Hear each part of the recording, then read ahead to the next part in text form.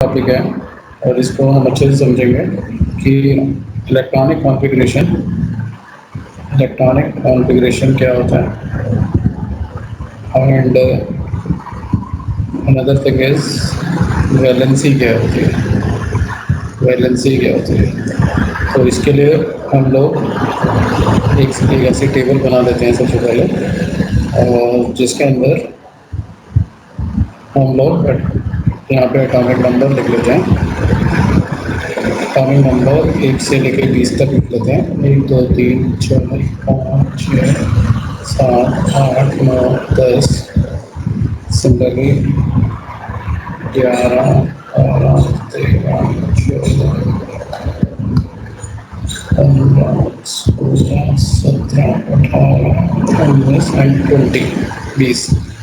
इसके बाद क्या करने का है, ये 20 तक एटॉमिक नंबर लिखने के बाद हम लोग इसकी वैलेंसी पे काम करेंगे और इलेक्ट्रॉनिक कॉन्फ़िगरेशन पे। सबसे पहले ये समझना है इलेक्ट्रॉनिक कॉन्फ़िगरेशन क्या होती है। इलेक्ट्रॉनिक कॉन्फ़िगरेशन में हम लोग इसके अंदर एक एटम के अंदर, किसी भी एक एटम के अंदर इलेक्ट्रॉन्स कैसे रहते हैं हमें वो बताना है। तो जो मेजर चीज़ है वो आपको समझने की है, हमने लास्ट क्लास में भी डिस्कस किया था। ये K-L-M शेल्स होती हैं। K की कैपेसिटी 2 इलेक्ट्रॉन की होती है, L की कैपेसिटी हमारी 8 इलेक्ट्रॉन की होती है, M की कैपेसिटी 18 की होती है, लेकिन हम 8 में स्प्लिट कर देते हैं। क्यों कर देते हैं अभी बताएंगे। तो इसका फार्मूला 2n² है, जिसके थ्रू हम ये नंबर ऑफ इलेक्ट्रॉन्स को कैलकुलेट करते हैं, और ये n को हम स्मॉल n से शो करते हैं।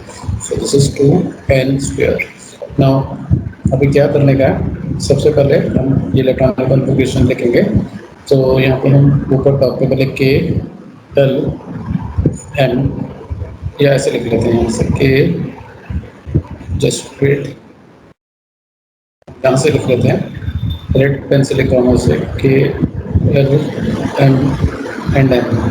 तो सबसे पहले एक वाले, क्योंकि मैंने बताया कि कैपेसिटी 2 की होती है, तो इसके अंदर एक इलेक्ट्रॉन के केस में, जब एटॉमिक नंबर 1 है तो उसका मतलब उसके अंदर एक इलेक्ट्रॉन है, तो एक इलेक्ट्रॉन के केस में K के अंदर 1 आ जाएगा। 2 के केस में यहाँ पे K पे 2 आ जाएगा। 3 के केस में यहाँ पे 2, और क्योंकि 2 के बाद K की कैपेसिटी खत्म तो 1 आगे चला जाएगा। ऐसे ही 4 के केस में 2 और 2, ये तब तक बढ़ता रहेगा L, क्योंकि L की कैपेसिटी 8 की है, तो ये 2 और 3। 6 के केस में 2 और 4। 7 के केस में 2 और 5। आप इसके अंदर कॉमा भी डाल सकते हैं, ये कॉमा भी डाल देना चाहिए। 8 के केस में ये 2 और 6 होता है। 9 के केस में ये 2 और 7। 10 के केस में ये 2 और 8। 11 के केस में, अब 8 कंप्लीट हो चुके हैं तो हमें अगले कमरे में जाना है M के अंदर, और उसके अंदर 18 तक आ सकता है। सो लेट अस स्टार्ट 2 8 1 11 के केस में। तो इसके बाद 11 के केस के बाद हम लोग 12 के केस में चलते हैं। 12 में 2 8 2, ये आपको वर्बली भी आना चाहिए सबको। 2 8 3 बहुत आसान है। 2 8 4। 15 के केस में 2 8 5। 16 के केस में 2 8 6। 17 के केस में 2 8 7। 18 के केस में 2 8 8, और 19 के केस में, अब 2 8 8 8 पे एक्चुअली होता क्या है, हमारे आउटर मोस्ट जो शेल होती है इसको आउटर मोस्ट भी कहते हैं, तो इसके अंदर मैक्सिमम 8 आ सकते हैं। जब ये लास्ट शेल है तो उसको 8 ही कंसीडर करेंगे। तो 19 के केस में 2 8 1 होता है, ये आपको लर्न करना है, और 20 के केस में 2 8 8 2 होता है, ये लर्न करना है। इसका कोई रीज़न नहीं है, बाद में बताएंगे। अब देखिए इसके अंदर वैलेंसी नाम की क्या चीज़ होती है, इसको समझना है। वैलेंसी बेसिकली क्या होता है कि एक एटम दूसरे एटम के साथ जब, मतलब वो एक एटम कितने इलेक्ट्रॉन को छोड़ सकता है या गेन कर सकता है, ये उसकी वैलेंसी होती है।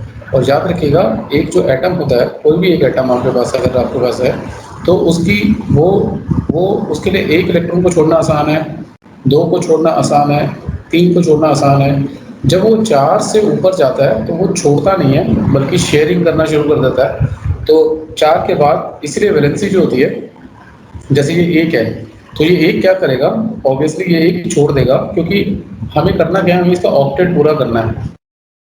ऑक्टेट पूरा करने का मतलब होता है हमें ये देखना है कि इसको 8 को पूरा करने में कितने इलेक्ट्रॉन चाहिए। तो जब एक खाली एक इलेक्ट्रॉन है आउटर मोस्ट शेल में, क्योंकि एक ही इलेक्ट्रॉन है तो ये तो एक ही छोड़ेगा, तो इसकी वैलेंसी होगी 1। दो वाला जो है ये एक ना, ये दो वाला हीलियम का केस एक्सेप्शनल है, इसको लर्न करना है। इसके अंदर इसकी वैलेंसी होती है 0, ना तो ये छोड़ता है ना इलेक्ट्रॉन को लेता है, क्योंकि ये नोबल गैस है। अभी डिटेल में, अभी लेटर आने वाले सब्सिक्वेंट सेक्शन में आपको समझ में आ जाएगा। 3 के केस में जब एटॉमिक नंबर 3 है तो ये 2 रेक आपने लिखा और आउटर मोस्ट में एक इलेक्ट्रॉन है, तो ये एक इलेक्ट्रॉन को छोड़ देगा। ऐसे ही 2 और 2 के केस में यहाँ पे 2 इलेक्ट्रॉन है तो ये 2 लास्ट के इलेक्ट्रॉनों को छोड़ देगा, इसकी वैलेंसी 2 हो जाएगी। 5 वाले के केस में ये 3 जो इलेक्ट्रॉन है ये 3 के 3 छोड़ देगा, तो इसकी वैलेंसी 3 हो जाएगी। 6 के केस में 2 और 4 है तो ये 4 के 4 छोड़ देगा, इसकी वैलेंसी 4 हो जाएगी। अब ध्यान से समझिएगा, आगे कहानी डिफरेंट है। जब 2 और 5 होगा तो 5 छोड़ना इसके लिए बड़ा डिफिकल्ट है, तो 5 ना छोड़ करके ये 3 को एक्सेप्ट करेगा, तो इसलिए इसकी वैलेंसी 3 हो जाएगी। ऐसे ही 2 और 6 के केस में हमें 8 बना, तो 2 या तो 8 बनाने हैं या फिर 2 बनाना है। तो 2 बनाने के लिए यहाँ पे हमने 1 छोड़ दिया था, यहाँ 2 छोड़ दिया था, यहाँ 3 छोड़ दिया था, यहाँ 4 छोड़ दिया था। बट ये 5 नहीं छोड़ सकता, क्योंकि 5 छोड़ने के लिए बहुत ज़्यादा एनर्जी चाहिए होती है, इसलिए ये 3 एक्सेप्ट करता है। तो 2 और 5 इसको एक्सेप्ट करने, 3 एक्सेप्ट कराने, 8 बनाने के लिए हमें 3 चाहिए होंगे। ऐसे ही यहाँ पे 6 से 8 बनाने के लिए हमें 2 चाहिए होंगे। 7 वाले के लिए हमें 1 चाहिए होगा, और 8 वाला क्योंकि 8 ऑलरेडी है तो ये 0 चाहिए होगा। अब इसके बाद फिर दोबारा एक पैटर्न चेंज हो जाता है। कैसे? जब 2 8 1 है तो ये 1 छोड़ देगा, क्योंकि 1 छोड़ना आसान है, ये 7 नहीं लेगा। ऐसे ही 2 वाला 2 छोड़ देगा, 3 वाला 3 छोड़ देगा, 4 वाला 4 छोड़ देगा, लेकिन 5 वाला फिर फर्दर उल्टा हो जाएगा, ये 3 एक्सेप्ट करेगा, 6 वाला 2 एक्सेप्ट करेगा, 7 वाला 1 एक्सेप्ट करेगा और 8 वाला 0। इसके बाद फिर वही 1 जो है वो छोड़ेगा और ये 2 वाले 2 छोड़ेंगे। अब इसमें एक जो मेन इंपॉर्टेंट बात समझने वाली है कि ये जो मैंने आपको समझाया कि वैलेंसी क्या होता है, इसके केस में, हीलियम के केस में आपको याद रखना है, हीलियम जो है वो एक नोबल गैस है, तो इसकी वैलेंसी 0 होती है। वैलेंसी अगर कोई आपसे पूछे कि होता क्या है, तो नंबर ऑफ इलेक्ट्रॉन गेन और lose to become a stable. और स्टेबल कब होगा?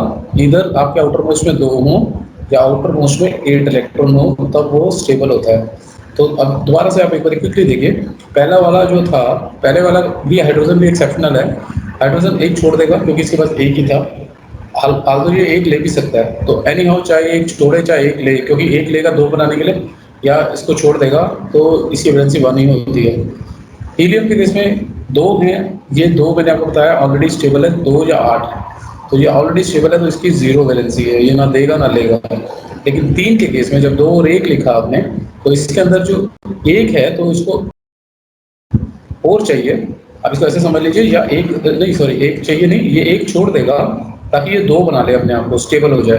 तो ये 1 छोड़ देगा, ये 2 छोड़ देगा, ये इसी तरीके से 3 छोड़ देगा, ये 4 छोड़ देगा। लेकिन 5 वाला, 5 छोड़ना बड़ा डिफिकल्ट होता है, ये ज़्यादा 5 छोड़ने से ये क्या करेगा, 3 एक्सेप्ट कर लेगा।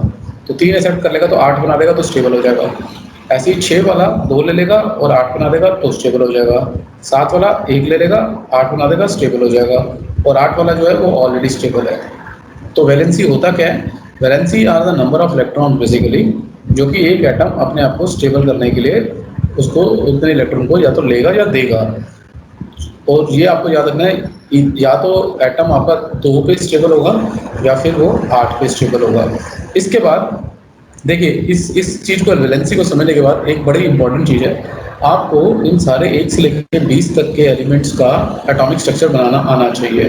क्या मतलब हुआ? देखिए, मैं आपको एक बना के दिखा रहा हूँ। मैं आपको एक ऑक्सीजन जो कि 6 होता है, देखिए इसके लिए पहले सबसे पहले मैं, ओके, ऑक्सीजन जो कि 6 होता है, ये देखिए पीरियोडिक टेबल आपके सामने है।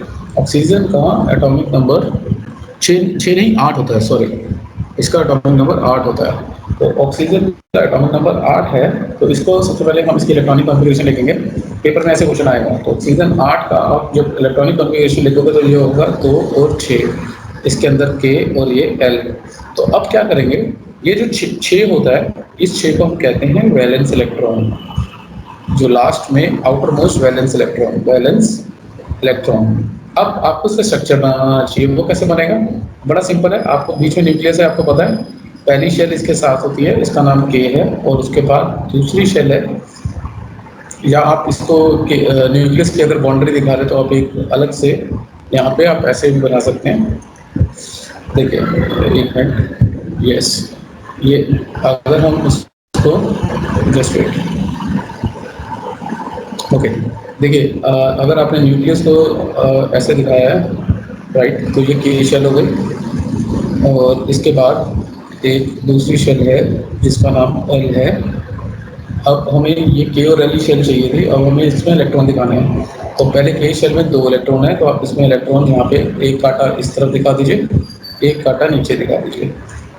तो क्योंकि ये एक बात और याद रखना है कि ये जो इलेक्ट्रॉन्स होते हैं इस शेल्स में, ये इक्वी डिस्टेंट होते हैं आपस में, एक दूसरे से बिल्कुल सेम दूरी पे होते हैं। तो अगर आपने यहाँ पे 2 इलेक्ट्रॉन दिखाना है तो एक इधर दिखाया है और एक उसके 180 डिग्री अपोजिट दिखा देना। ऐसी दूसरी L शेल में हमें 6 दिखाने हैं, तो यहाँ पे हम 6 दिखाएंगे, 1 2 3 4, पहले 4 दिखा दीजिए और फिर 6 के लिए आप 2 को यहाँ और यहाँ दिखा दीजिए, 5 और 6, जितना हो सके आप इक्वी डिस्टेंस दिखाइए, नहीं तो कोई दिक्कत नहीं है। पेपर में दिखाते वक्त कोशिश करेगा इक्वी डिस्टेंस हो, अगर नहीं भी होगा कोई प्रॉब्लम नहीं है। तो इस तरीके से ये इलेक्ट्रॉनिक डिस्ट्रीब्यूशन आपने दिखा दिया, इलेक्ट्रॉन डिस्ट्रीब्यूशन दिखा दिया। ऐसे ही पेपर में एग्जाम में आपसे डिस्ट्रीब्यूशन किसी भी एटम का पूछा जा सकता है, जैसे कि मैं एक और आपको करके दिखा रहा हूँ कैल्शियम का, जिसका एटॉमिक नंबर 20 होता है। तो 20 के केस में हम इसकी कॉन्फ़िगरेशन जो लिखेंगे 2 8 8 2 8 10 और 8 18 और 2 20। तो ये K L M और N। अभी हम पहले वैसे ही न्यूक्लियस बनाएंगे, इसके चारों ओर पहले K शेल, फिर L शेल, फिर M शेल, और फिर at the end N shell. ये N शेल हमने दिखा दी। ये दिखाने के बाद अब आपको इलेक्ट्रॉनिक डिस्ट्रीब्यूशन दिखाना है, तो कैसे करेंगे? इसके लिए मैं रेड पेन ले रहा हूँ। आपको सबसे पहले ये K शेल है, ये L है, ये M है और ये N है। तो आपको पहले में 2 दिखाना है, दूसरे में आपको 8 दिखाना है।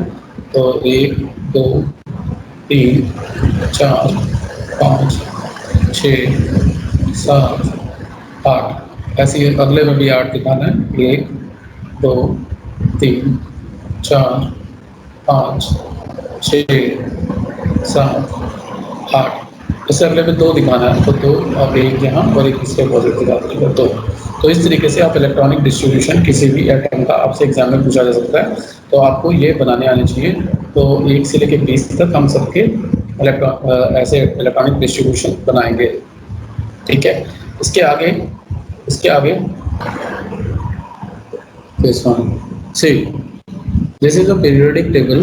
In periodic table you just have, now you will not allow to speak, you just understand what I am telling you. See, this is a periodic table. In a periodic table you see this is what we call first group, this is what we call second group, this is what we call third group, then fourth, then fifth, then sixth, then seventh, then eighth. And all these in between these 10 groups are basically transition metals. So we will not consider it into the group. Basically we will discuss their chemistry separately. So this is the first group. और इसको first group क्यों कहते हैं? क्योंकि इन सब के अंदर valency 1 होती है, उनकी सबकी वैलेंसी 1 होती है, याद रखना, अभी बताऊंगा क्यों। ऐसे ही ये सेकंड ग्रुप इसलिए कहलाता है क्योंकि इसके अंदर सबकी वैलेंसी 2 होती है।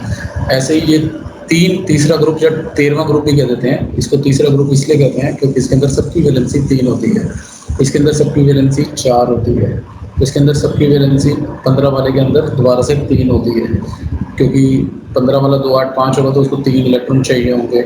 ऐसे ही 16 वाले के अंदर 2 8 6 है तो इसकी वैलेंसी 2 होगी, 2 8 7 है तो उसकी वैलेंसी 1 होगी। और ये नोबल गैस है, नोबल गैस में सबकी वैलेंसी 0 होती है, इसलिए हीलियम की भी 0 होती है।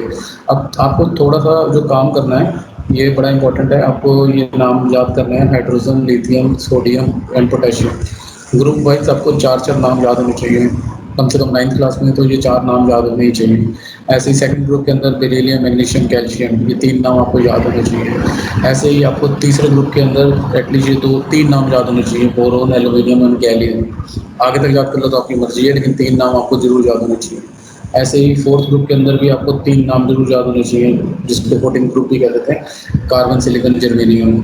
ऐसे ही 15वें ग्रुप के अंदर आपको 3 नाम ज़रूर याद होने चाहिए, नाइट्रोजन, फॉस्फोरस एंड आर्सेनिक। ये oxygen, sulphur and selenium, chlorine, chlorine, bromine, iodine, helium and neon and argon.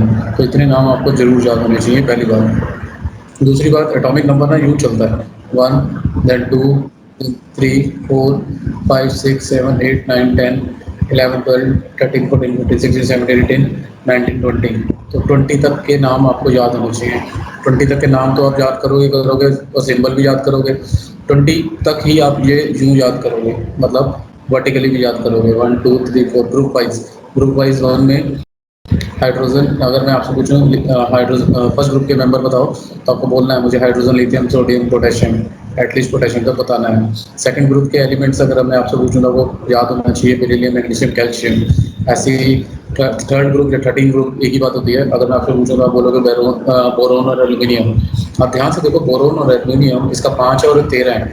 तो मैंने अभी आपको बताया कि 5 और 13, जस्ट जस्ट वेट, मैं आपके लिए